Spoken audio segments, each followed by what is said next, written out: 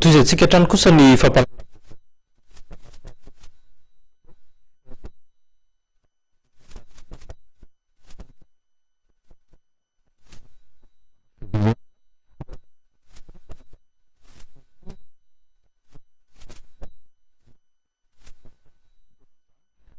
tato-baovao ity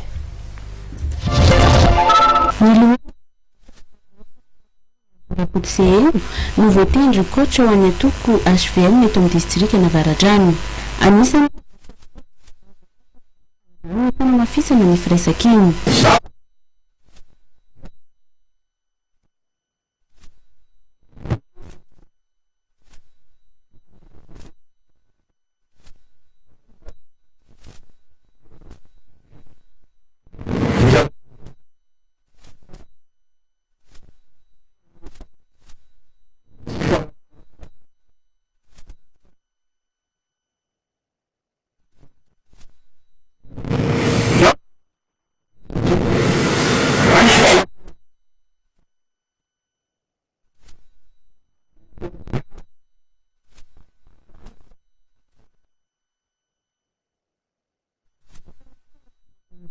Mbola maro koa ny asany andry ka voatanisa manokana amin'izany ny fanamboaran-dalana raha ny ety amin'ny faritra Avaradrano manokana.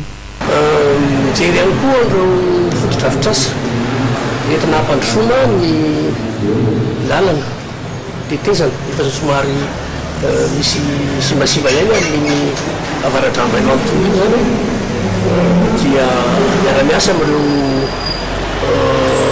any amin'ny fokotany. Zay ny tena zavatra iza be zany mipetraka amin'ity fomba fiasa ity. Mahavelom-bolo ny mpona ny mahita manam-pahefana miaraka amin'ny antoko politika mandray andraikitra ny fotony hoy ny ray aman-dreny iray.